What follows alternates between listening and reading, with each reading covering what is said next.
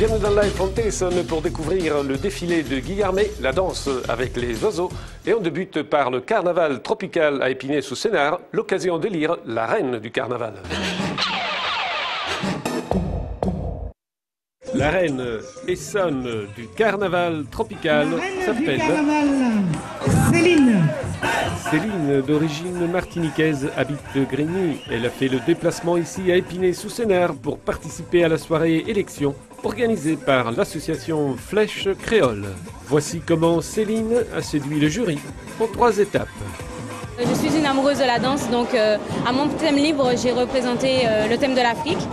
J'ai dansé le dombolo.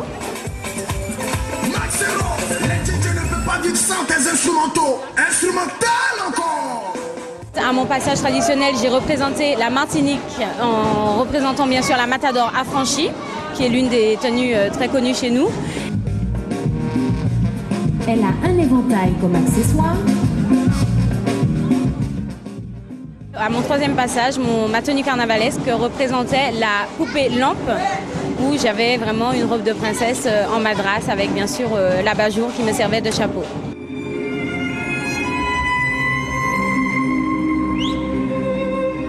Venez soutenir Céline, talentueuse et merveilleuse reine du carnaval tropical, lors de l'élection finale Île-de-France, le 30 avril, à la Foire de Paris.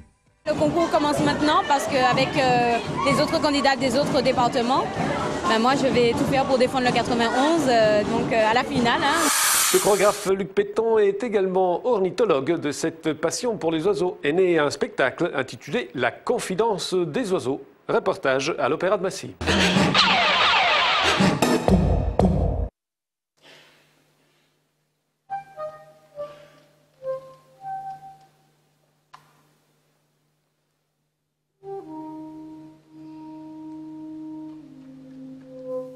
La confidence des oiseaux est une chorégraphie, une mise en danse d'oiseaux et 4 danseurs. Mon objectif, c'est d'abord et avant tout un geste poétique pour montrer que l'homme n'est pas au centre de l'univers et qu'il doit partager la vie, ce monde, avec d'autres espèces contemporaines, entre autres ces oiseaux, pour lesquels j'ai un amour particulier. Et il faut dire aussi que le danseur et l'oiseau sont assez cousins du fait qu'ils sont tous les deux liés à leur capacité à se mouvoir et à nous émouvoir, qu'ils ont une accroche poétique très très forte et qu'ils parlent tous les deux un langage universel.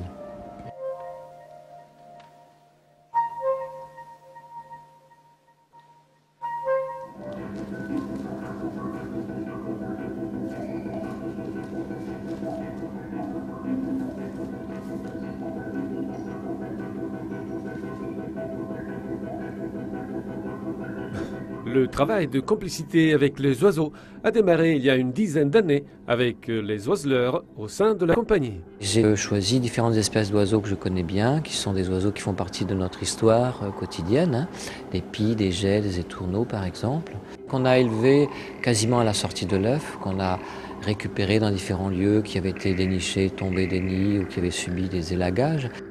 Nous avons nourri dans un premier temps, nourri à la main, toutes les demi-heures, toutes les heures, de façon à créer une vraie relation entre les danseurs, les oiseleurs et les oiseaux.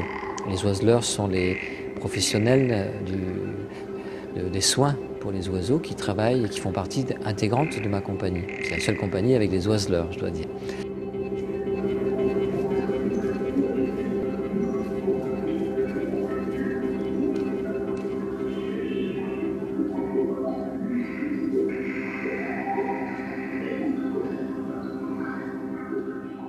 Paris réussit. Aujourd'hui, le chorégraphe a établi le dialogue entre l'homme et l'animal, un animal protagoniste sur la scène.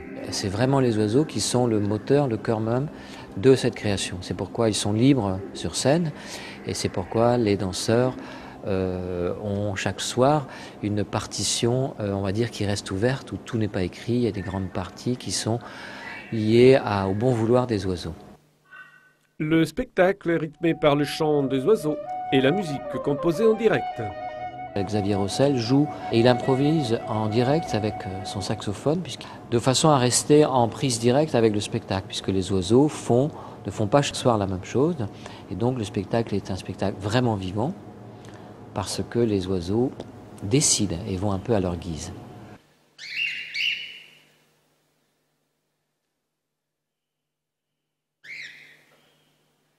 La Confidence des oiseaux est un spectacle surprenant, d'une poésie rarissime et dans un espace de liberté totale. L'humanité, proche de la nature. C'est la liberté totale et c'est la confiance totale. Parce que l'oiseau a confiance dans le danseur et le danseur a confiance dans l'oiseau. S'il n'y a pas cette confiance, on ne peut rien faire. D'ailleurs, ça serait un petit peu à l'emblème de ce qu'on pourrait dire dans la vie. On n'est pas dans la répétition, dans la représentation. Ce qui se passe sur le plateau se passe réellement. Luc Péton, avec sa compagnie, poursuit cette approche avec les animaux et bientôt, un nouveau spectacle verra le jour. Actuellement, je suis en train de travailler à une future création avec des cygnes blancs et des cygnes noirs pour une pièce qui va s'appeler Swan, avec une équipe plus étoffée dans un grand projet, donc autour de la mythologie vivante du cygne.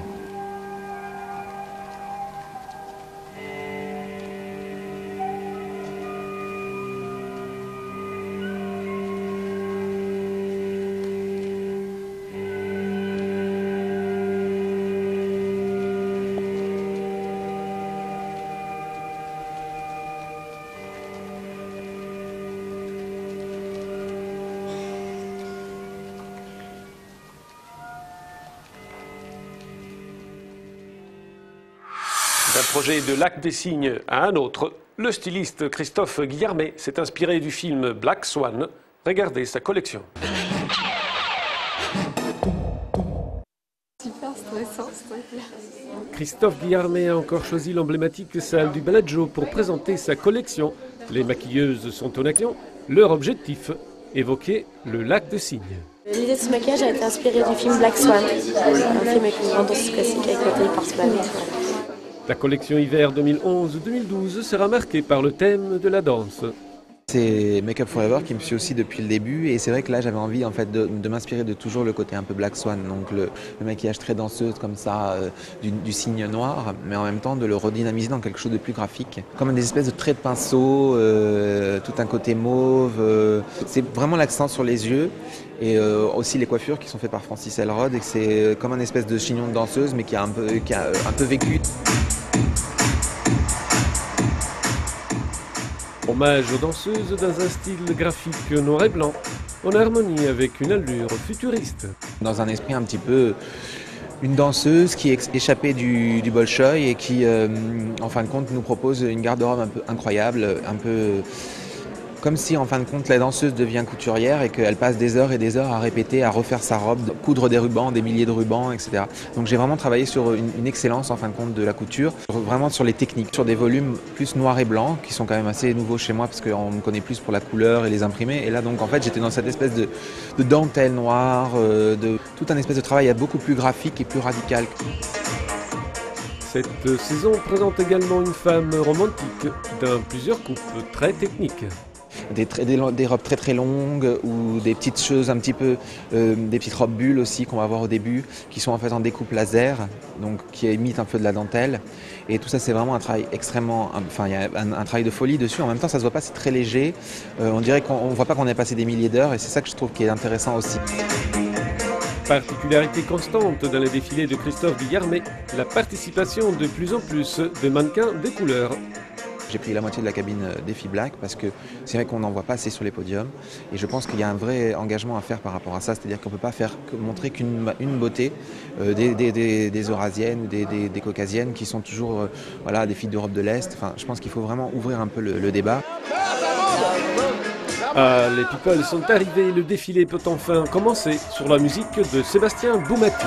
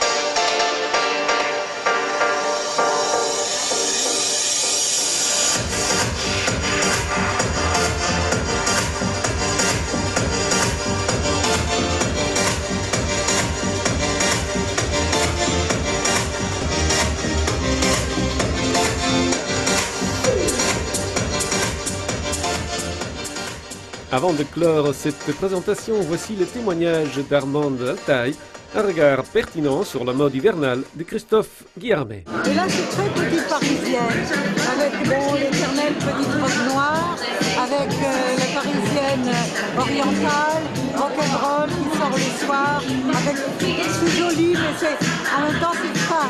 Enfin, il y a de la finesse, de la légèreté, de la fraîcheur.